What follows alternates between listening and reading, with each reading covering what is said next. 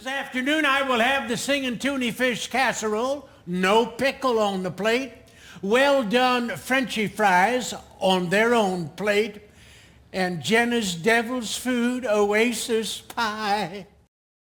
Congratulations on winning the 11-second club for April. I have to apologize right off the bat because I'm not sure how to pronounce your name. It looks like Ole Christian Løken. I apologize if that's incorrect.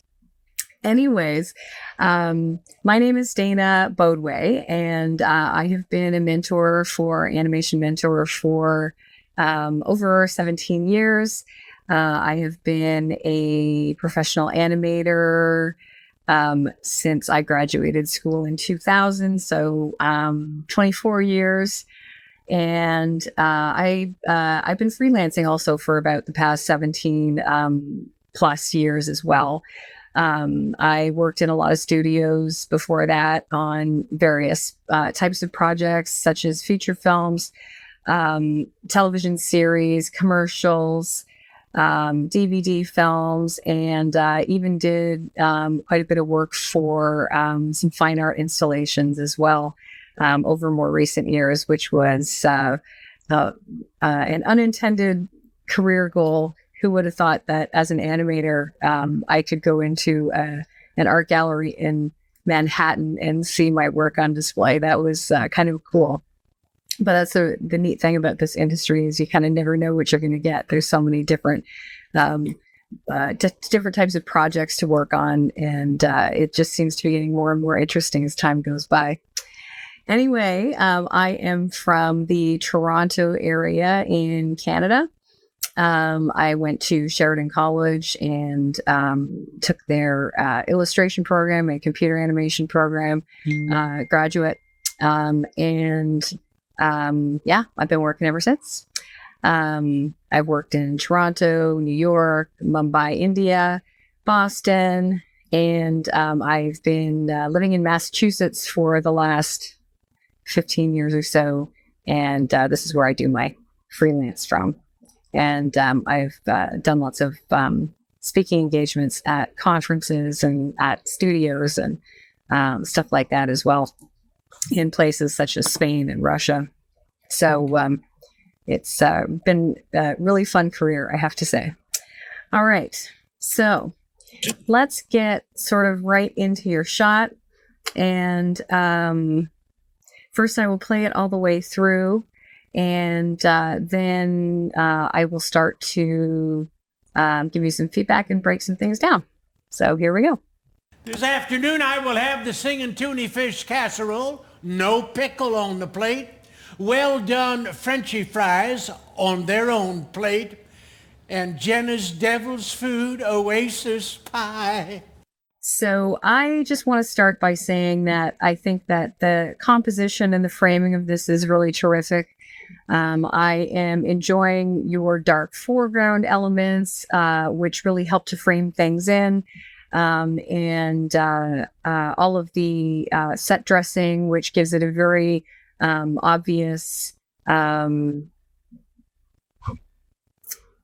impression of being sort of the back alley or, like a trash behind a restaurant or something like that. And of course, it's in the city. You can see the building silhouettes in the background, and you've got some fabric hanging, which that's one thing that seems a little bit odd. Like, why is there fabric hanging in the back alley?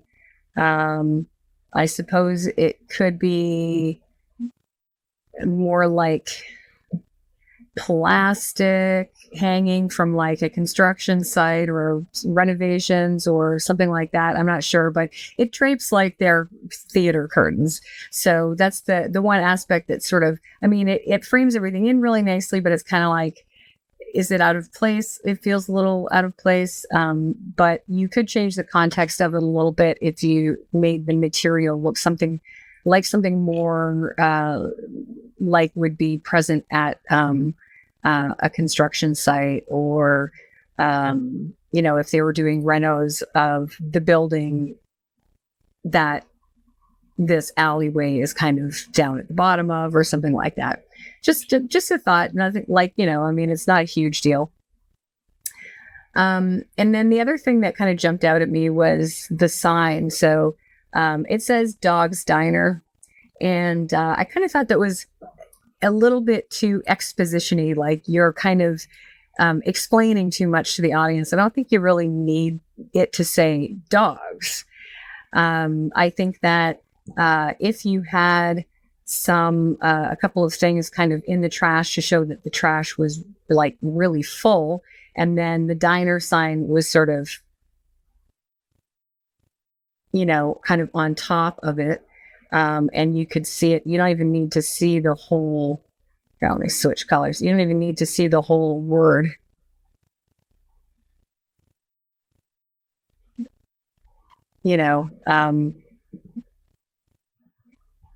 Diner, and it could still have the sort of arrow, like that's kind of something that could be typically on a sign, and it could even be sort of down below the lip if you made it kind of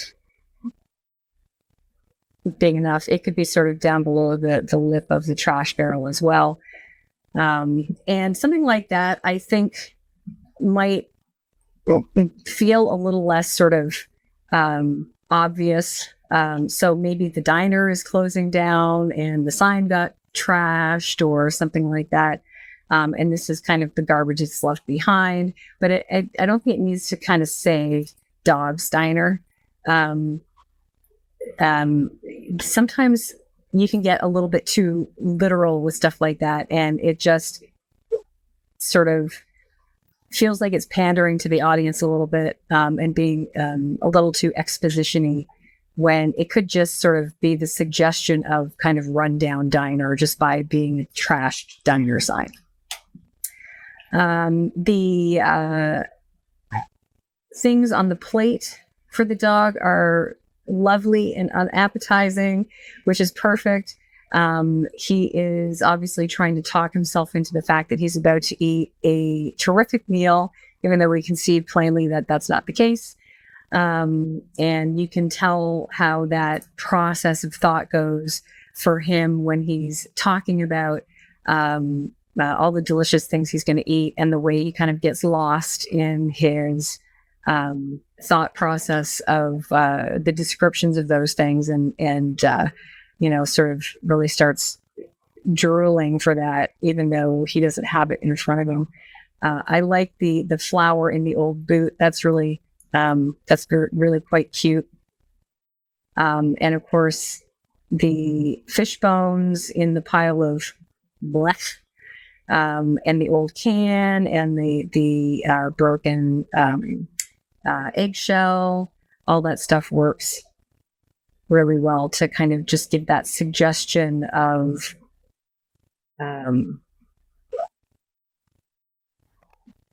sort of chef's tasting menu of garbage. All right, so let me just turn this volume down so I can scrub. One thing that I'm noticing when he comes in to sit down is the huge difference between the size of his hands and feet from when he's walking in. He's got these very petite little feet, and the hands, the front paws, and the rear ones, both sets. And then when he sits down, they become quite a bit heftier. Both sets do. I understand that you're moving from that sense of being a four-legged creature to getting into more anthropomorphic movements and gestures with the hands and getting fingers in there. And there's nothing wrong with that at all. But I think that in order to stay on model a little bit more, that there could be, if you increase the size of the paws a little bit on the front and back, I think that the transition would be a little bit smoother, because right now it really pops out at me as this big size change that is pretty obvious between one the four-legged aspect and the two-legged aspect, or the anthropomorphic aspect.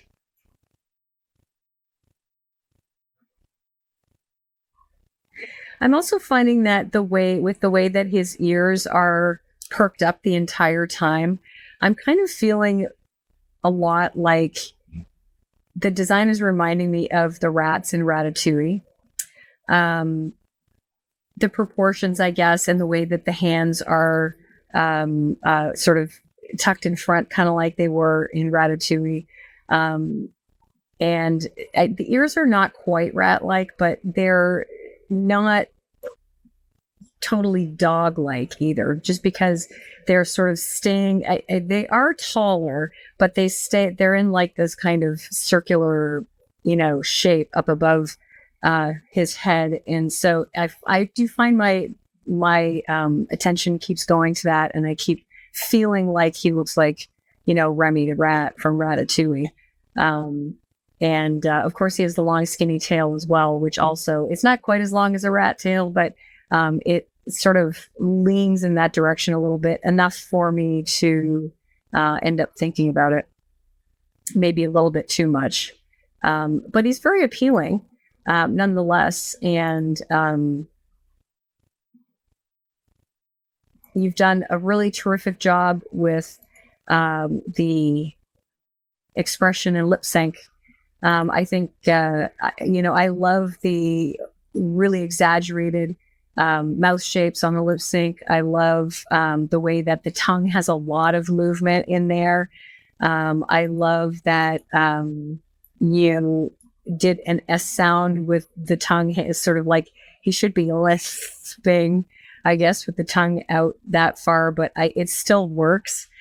And it's not, you've kind of gone beyond sort of what the obvious phonemes would be, and you've really included a lot of emotion in the way that the mouth is moving while he speaks, which is terrific. And there's so much flexibility in that as well. If you look at some of these shapes that you're getting in there, between, the big open mouth shapes and the really forward ooh shapes, you did a terrific job with that.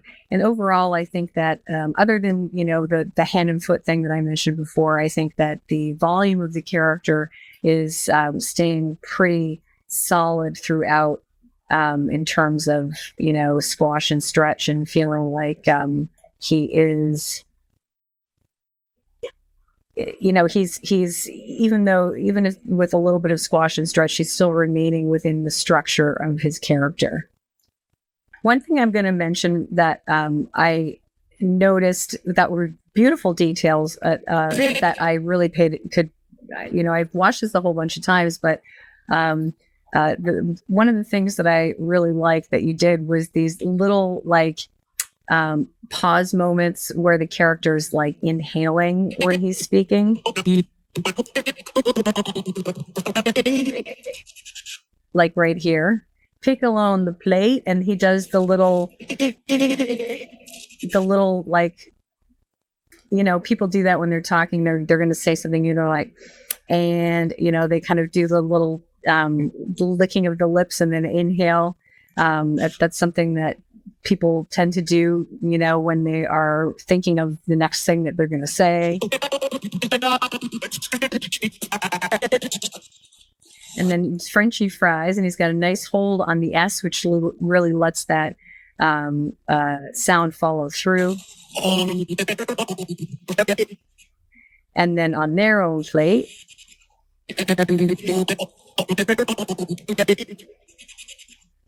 And then he's got an inhale here. So he has a wider mouth opening before he launches into the next part of the dialogue. So you did a really nice job with not just the lip shapes, but also hearing the breath sounds and understanding where he would be pausing to take a breath when he's speaking, and really incorporating that into the animation, which is a great detail. It really binds the animation to the audio and makes it really feel like that audio is coming from the character, which is so important.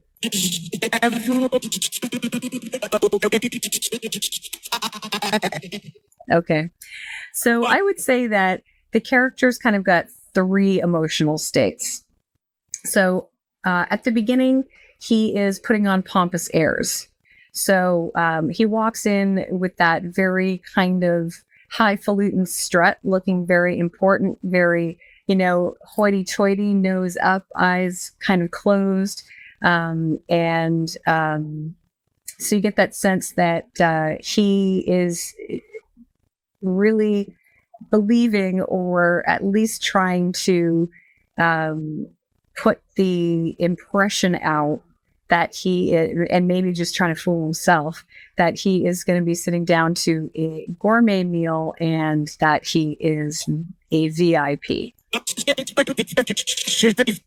And, you've got this very nonchalant and, the gestures and again, with the sort of half eye closed and the hand gestures, that is, it has that sense of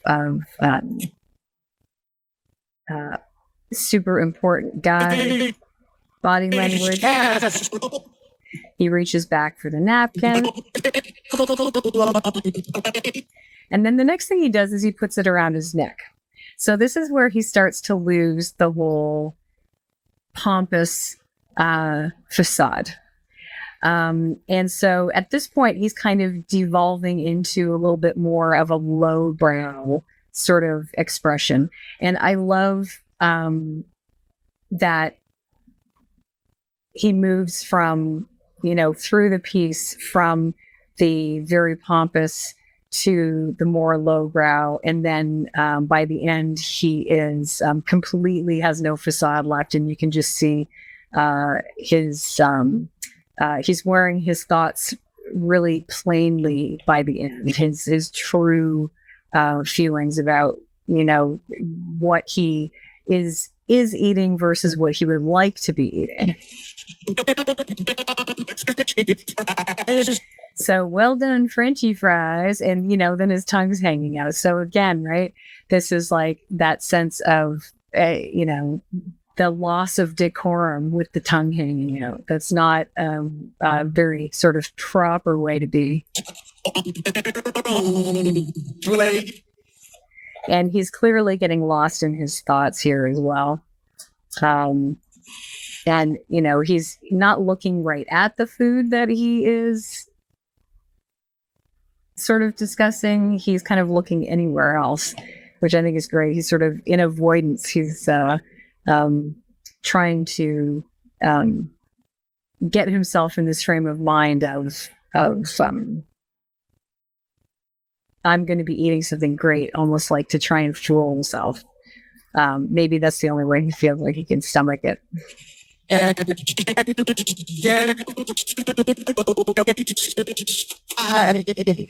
And then by the end, he completely devolves here. So at the end, he's a broken dog now. He's, losing it. He is clearly in a state of,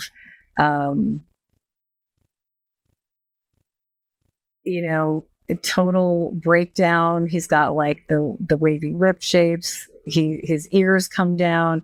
The tail has got the like totally wiggly, vibraty. It's feeling very the texture of it feels kind of like he's sort of going a little bit mad. I love the fact that you're using the ears and the tail to emote in the last emotion, but I think that you're missing those in emotion 1 and emotion 2. So when he comes in, I suppose the sort of very kind of still tail and the walking in with the tail sort of up and the ears kind of perked up probably works pretty well for the pompous state. But once he sits down and he puts the napkin around his neck and he's sort of doing lowbrow, maybe at that point there should be something that changes with the ears as well. So If you were to have a change, like maybe the ears kind of, maybe one drops down and the other one, maybe they both drop down a bit, but one more than the other. So you kind of have that sort of that sort of mutt dog feel where, you know, you have one droopy ear and one that's up a little bit higher. So he feels a little bit more kind of mutt-ish. And then with the tail, perhaps when he's talking about the food, the well done Frenchy fries, maybe when he said the well done Frenchy fries, maybe his tail could start to wag, like, you know, when a dog is really excited about a treat or something like that. And, you know, that right away will be, you know, dogs' tails really, the way that they move, and cats too, the way that they move really gives away kind of what their true thoughts are. So I think you're missing a little bit of an opportunity, and the ears too, you know, you're missing a little bit of an opportunity with the ears and the tail to create more of an expression of emotion, to sort of enhance the expression of emotion, but also to create a little bit more texture in the animation as well, so that it's not just arm gestures that are doing all the work, but you can also include expression with the ears and the tail as well. And eyebrows, you know, like dogs do. I mean, they've got sort of the eyebrow thing, and you can really see it when they sort of look from side to side, and it like goes, you know. But I wouldn't say that it's necessarily as much of a harbinger of the emotions as much as the ears and the tail are. But of course, he is anthropomorphic, and he's using, you know, his front paws like hands. So certainly the eyebrows could have, you know, a similar function as more of a humanoid type expression. But I think that you can keep the dog in there and get more of a sense of that doggy-ism. And as I said, add more texture to the animation if you use those you know, and add some expression to those in different places in the animation. The hand gestures, there's this one, and then there's this one, right? And they're kind of redundant. They kind of do the same thing. One thing that I'm having a bit of trouble with is the way that they overlap, and one arm completely covers the other arm, except for the fingers sticking out there. So it's, you know, silhouette wise, we're kind of losing the back arm a bit. But then also it's just the fact that the expressions are kind of the same. So let's listen to it. Well done Frenchy fries on their own plate, and Jenna's devil's food. So, you know, it's sort of that the same expression twice in a row. One's with one finger, one's with two fingers, but it's really kind of the same thing. And it's very pointed. I could see the first one kind of makes sense in terms of what he's ordering. The Frenchy fries on their own plate. Frenchy fries on their own plate. I mean, that kind of makes sense that like, this is a demand, you know, for him as a restaurant goer. This is demand. He wants the French fries on their own plate. And Jenna's devil's food. So it feels like something that he should have a very pointed gesture about. But the next one seems more like he's starting to get into sort of dreamland about what he really wants to eat. So that gesture doesn't work as well for what he's saying, but it's also it's just like a repeat of the last one. So maybe doing something else in that spot to give a little more variety to the gestures would just add a little more interest to things. And then the last thing I'm going to mention is that I like this whole where you see him like now he's lost in the dream of the food completely. And he does the ears twisting up, and he's got that nice stretch action, and the hearts in his eyes. And then he falls down into this pose and finishes the animation in that pose. I think that it's feeling like you've got two separate poses there when you kind of really only need one. When you think about how many main key poses you should have in a shot, I like to think of it as what emotions is the character experiencing in the shot, and then the emotion is the main pose. When that emotion is being experienced, that's the main pose, and then the character performs and acts within that pose, does gestures and expressions within that pose. So in this case, I've identified kind of three phases to the character's emotional transition through the scene, and the last one kind of feels more like it has two hits, and I think it's a little bit much. It feels like there's a really big transition there when there doesn't need to be. But I think that the sort of easy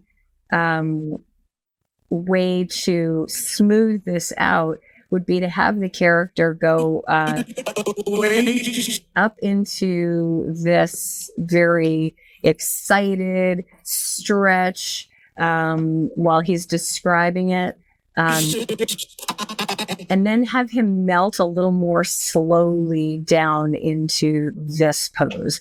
So it's oasis pie, so he kind of it's like he's excited about it, and then he just sort of it's almost like at the end he just sort of melts down into the puddle of goo when with the thought of the pie. So it's that way. It sort of feels, it would feel a little bit more like it's one emotional hit, but it's like the energy at the end just like melts down to nothing, with sort of, it's almost like his brain is melting, his emotions are melting when he's finishing what he's saying at the end. But with that slower melt from that really excited stretch, oasis pie. You can hear it in the way he's talking, and I think that it could sync up really nicely with the way that the voice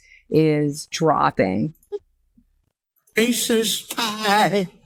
This afternoon I will have the singing tuna fish casserole, no pickle on the plate, well done Frenchy fries on their own plate, and Jenna's Devil's Food Oasis Pie. And Jenna's Devil's Food Oasis Pie. So I think that would kind of marry them together a little bit more so they don't feel like they're two such separate things. And it doesn't need to be two things. I think it's one, that's sort of one state that he's in. So cool. I think that might be it. Just let me run through it one more time. This afternoon I will have the singing tuna fish casserole, no pickle on the plate, well done Frenchy fries on their own plate, and Jenna's Devil's Food Oasis Pie. Yep, I think that's about it. So congratulations again. I think it's really cute and entertaining and very appealing, as I said. And I hope we're going to see more stuff from you in the future. And just keep on keeping on. Good job.